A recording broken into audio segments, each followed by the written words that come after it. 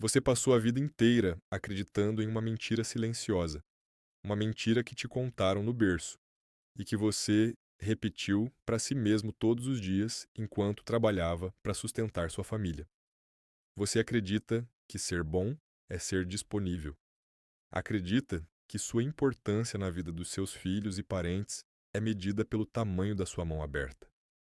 Mas olhe ao seu redor agora.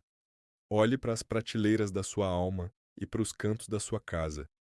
Se você deu tanto, por que se sente tão vazio? Se você foi o porto seguro de todos, por que agora parece que você é apenas um almoxarifado gratuito onde as pessoas buscam o que precisam e deixam apenas o rastro da ingratidão? A verdade dói, mas ela precisa ser dita. O que você chama de generosidade é, na verdade, um contrato de falência que você assinou contra sua própria dignidade. Você não está sendo generoso. Você está permitindo que drenem sua energia, seu sustento e sua paz, sob o disfarce do amor familiar. Arnaldo sabe exatamente como é esse aperto no peito. Aos 68 anos, as mãos dele contam uma história de décadas de esforço. Cicatrizes de cortes antigos, calos que se recusam a sumir e a força de quem transformou madeira bruta em sustento para 3 filhos. Mas hoje, Arnaldo não sente orgulho das suas mãos.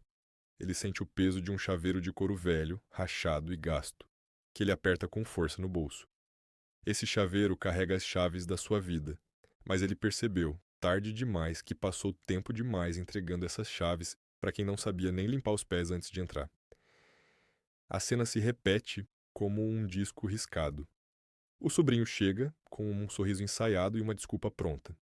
Ele devolve a furadeira profissional que Arnaldo usou por 20 anos. A ferramenta, que antes brilhava de cuidado, agora está coberta de graxa seca e com o motor engasgado. Não houve um muito obrigado, muito menos um pedido de desculpas pelo estrago. Antes mesmo de Arnaldo processar a tristeza de ver seu instrumento de trabalho arruinado, vem o golpe final. Tio, você não teria R$ 50 para me emprestar até segunda. Arnaldo olha para o rapaz e depois para a sua oficina. As prateleiras que antes eram cheias de ferramentas agora exibem apenas sombras. Ele emprestou a serra, o martelo de precisão, a lixadeira. Nada voltou. E o que voltou veio quebrado. Ele percebe que agora não consegue consertar nem a própria porta da cozinha porque não tem mais o que é seu. Nesse exato momento, Arnaldo sentiu algo quebrar dentro de si, algo mais profundo que o motor daquela furadeira. Ele percebeu que a pobreza que começou a rondar sua conta bancária e sua saúde não era falta de sorte, era falta de limite. Ele se tornou o banco de quem não paga, o mecânico de quem não cuida e o consolo de quem só o visita por interesse. Se você se identifica com esse silêncio ensurdecedor de uma casa cheia de ausências, preste muita atenção. Existe uma fronteira sagrada na sua vida que foi violada. E se você não aprender a fechar a mão para certas coisas, o destino vai continuar cobrando um preço que você não pode mais pagar. Hoje, você vai descobrir que existem 5 coisas específicas que, se saírem da sua mão por empréstimo, levam embora sua prosperidade e sua paz de espírito. O que Arnaldo descobriu naquela oficina vazia é o segredo para recuperar não apenas seus pertences, mas o respeito que ele perdeu ao longo do caminho. Se você não proteger o que é vital, o mundo vai tratar seu patrimônio como se fosse lixo. E o pior de tudo é que você ainda vai agradecer por isso. Mas o tempo de ser o almoxarifado dos outros acabou. O que eu vou te revelar agora é o motivo pelo qual sua vida parece travada, e a resposta está em 5 itens que você nunca, sob hipótese alguma, deveria ter deixado cruzar o batente da sua porta. A caminhada de Arnaldo até a pequena oficina no fim da rua principal parecia mais pesada do que de costume. O vento frio da tarde soprava contra seu rosto, mas o que realmente o incomodava era o vácuo deixado pelas ferramentas que não estavam mais lá. Cada passo ecoava o silêncio de uma casa que, apesar de frequentada por muitos, se tornava cada vez mais solitária em sua essência. Ele buscava o velho Simão, um homem que parecia ter atravessado o tempo sem perder a cor da alma. Simão era um luthier de 85 anos, alguém que não apenas consertava violinos, mas parecia ajustar a harmonia das vidas que cruzavam seu caminho. Ao entrar na oficina de Simão, Arnaldo foi atingido pelo cheiro reconfortante de verniz madeira de lei e um tipo de ordem que ele havia esquecido que existia. Não havia nada fora do lugar. As ferramentas brilhavam penduradas como soldados em prontidão. Simão não olhou para cima imediatamente. Ele terminava de ajustar uma corda, o rosto sereno como um lago ao amanhecer. Quando finalmente ergueu os olhos, não viu apenas Arnaldo, mas a tempestade de cansaço que o amigo carregava. Arnaldo desabafou sobre a má sorte, sobre o sobrinho, sobre a furadeira quebrada e sobre como o dinheiro parecia escorrer por entre seus dedos como areia seca. Ele falou da ingratidão e da sensação de que quanto mais ele dava, menos ele tinha. Simão ouviu tudo em silêncio absoluto, limpando as mãos em um pano de algodão impecável. Ele então caminhou até o fundo da oficina e apontou para uma prateleira alta, onde repousavam 5 caixas de madeira escura, cada uma trancada com um cadeado de latão. O velho mestre explicou que a pobreza que Arnaldo sentia não era um castigo do destino ou uma falta de trabalho duro, mas sim o resultado de ter deixado as janelas de sua alma abertas demais. Ele disse que o mundo é um lugar de trocas, mas que existem territórios dentro de nós que são sagrados e que nunca devem ser invadidos. Simão revelou que a escassez que Arnaldo vivia era um vazamento energético. Quando você entrega o que é vital para o seu sustento, para o seu descanso ou para a sua história, você está dizendo ao universo que a sua vida não tem dono. Aquelas 5 caixas continham o segredo da abundância que permanece. Simão explicou que, ao emprestar certas coisas, Arnaldo estava assinando um contrato de falência emocional. Ele não estava sendo bom. Ele estava sendo um cúmplice da própria destruição. A sabedoria de Simão caiu sobre Arnaldo como uma luz fria e necessária. Ele percebeu que sua generosidade era, na verdade, um medo profundo de ser esquecido, um suborno para garantir um amor que nunca vinha. O choque de realidade foi violento. Arnaldo olhou para as próprias mãos e entendeu que elas estavam vazias, não porque a vida lhe negou algo, mas porque ele não soube fechar os dedos para proteger o que era sagrado. Simão o alertou de que existem 5 itens específicos que carregam a nossa identidade e a nossa força de proteção. Se você permite que eles saiam da sua casa por empréstimo, você entrega a chave do seu destino para o descaso alheio.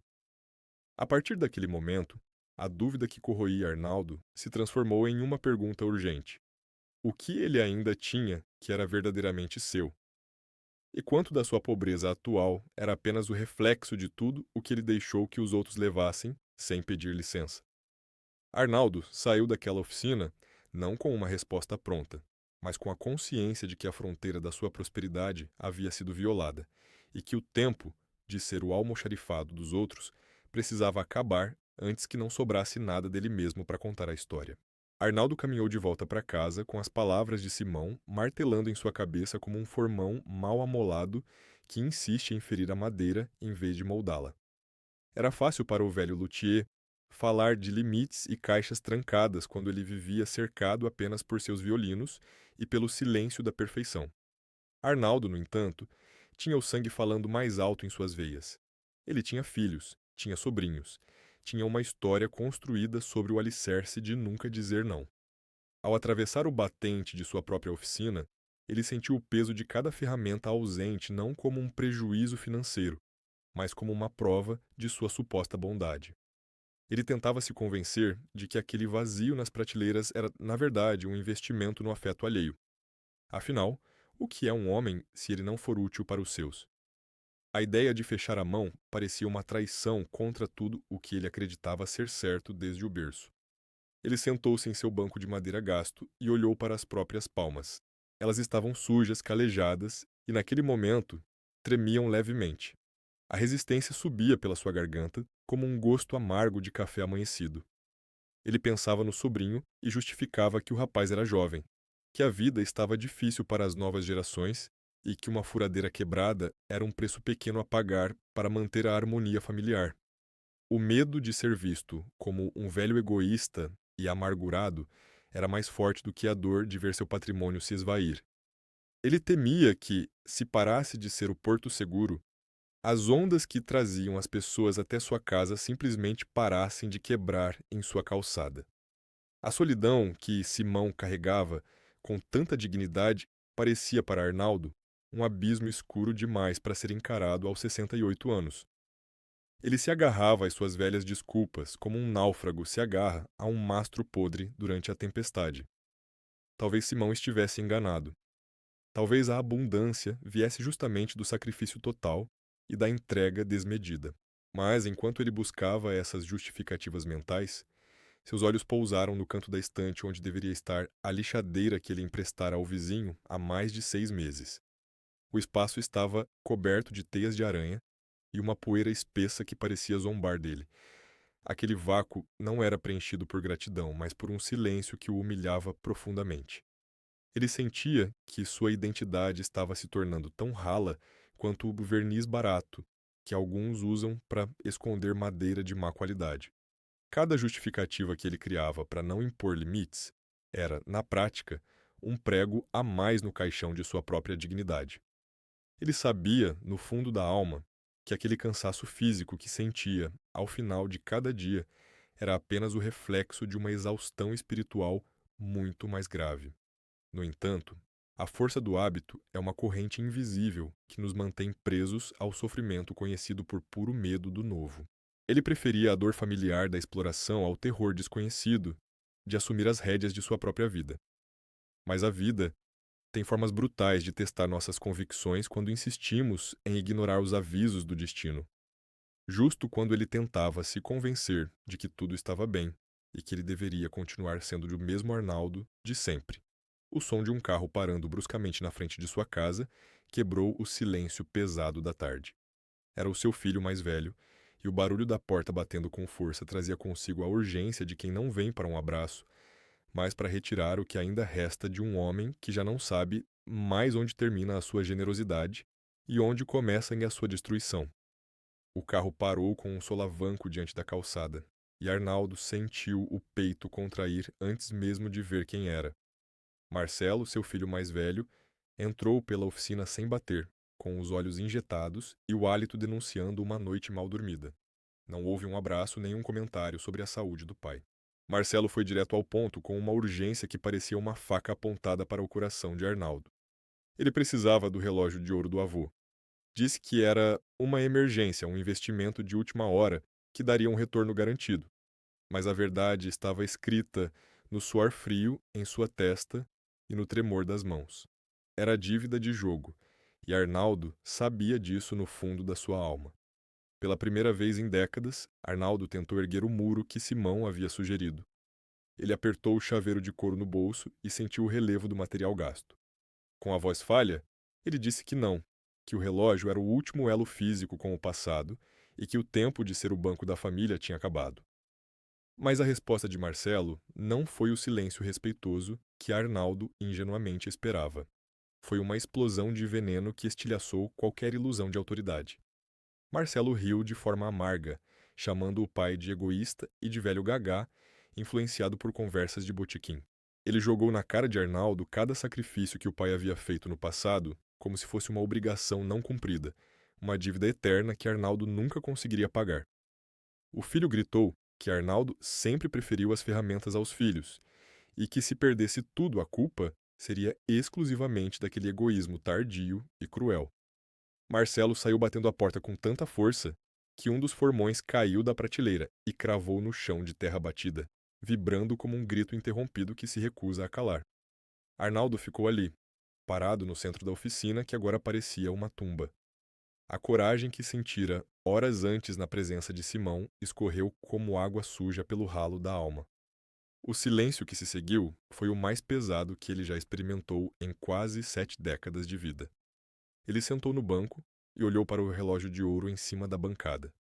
O brilho do metal parecia agora um escárnio, uma luz fria que iluminava sua solidão. O que adiantava proteger o legado se ele estava perdendo o próprio sangue?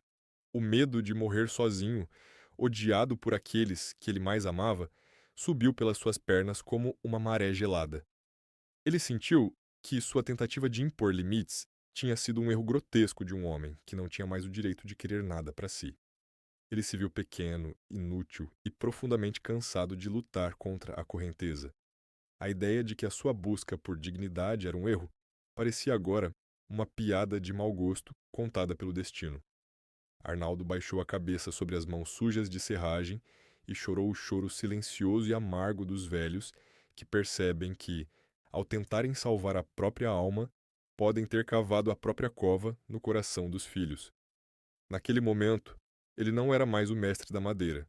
Ele era apenas um homem quebrado, cercado pelo vazio que ele mesmo escolheu criar, sem saber se teria forças para atravessar a noite sem entregar ao mundo a última gota de dignidade que ainda lhe restava. O silêncio que se seguiu à partida de Marcelo não era um vazio comum.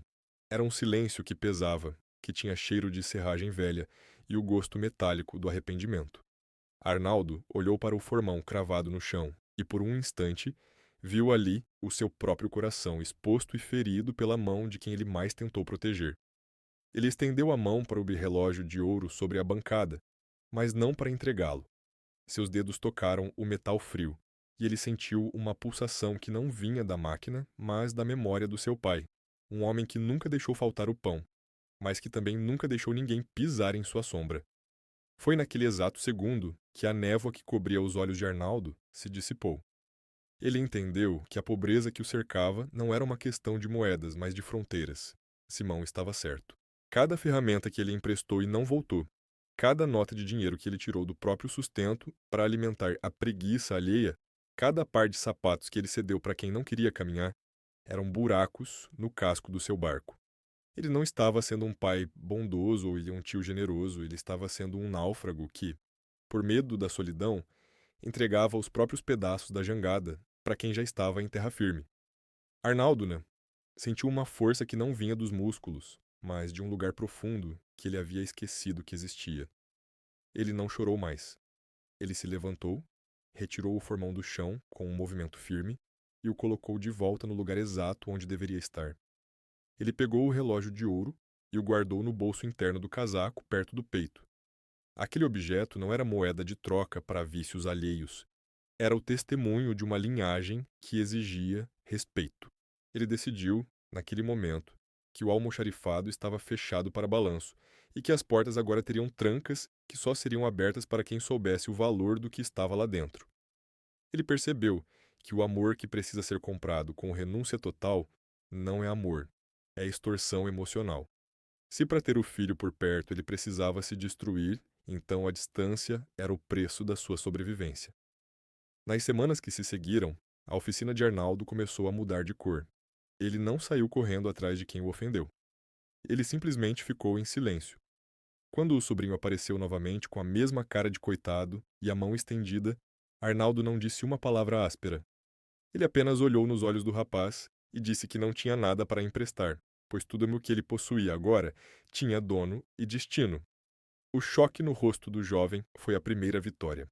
Os parentes que antes faziam fila para pedir ferramentas ou favores desapareceram como fumaça ao vento quando perceberam que a fonte havia secado. A casa ficou mais silenciosa, é verdade, mas era um silêncio de paz, não de abandono. O milagre aconteceu onde Arnaldo menos esperava. Marcelo, privado do socorro fácil do pai, teve que encarar o abismo das próprias escolhas.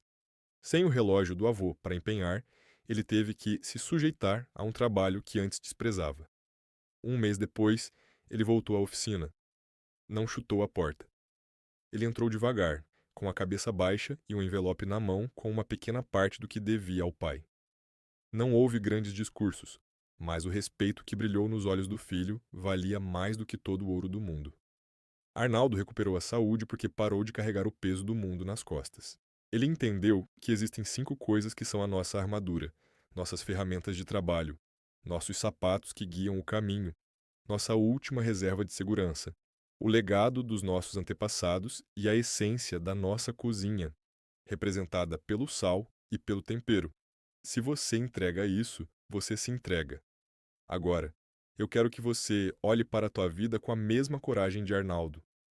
A escassez que te persegue pode ser apenas o resultado de uma porta que você esqueceu de trancar. Hoje, ao terminar de ouvir estas palavras, você vai realizar um rito de passagem para selar esse novo compromisso com a sua prosperidade. Vá até o seu armário ou despensa e identifique um objeto que você sabe que alguém quer levar de você, mas que no fundo você não quer entregar. Pegue esse objeto e guarde-o em um lugar onde ninguém veja, um lugar que seja só seu. Depois, vá até a cozinha, pegue um punhado de sal grosso e coloque em um copo com água. Lave as suas mãos lentamente, sentindo o peso e o cansaço indo embora com a água, e repita para si mesmo que o que é meu me serve e o que é do outro não te drena. A partir de amanhã, se alguém te pedir algo que pertença a essas 5 categorias sagradas, você dará um não gentil, mas absoluto.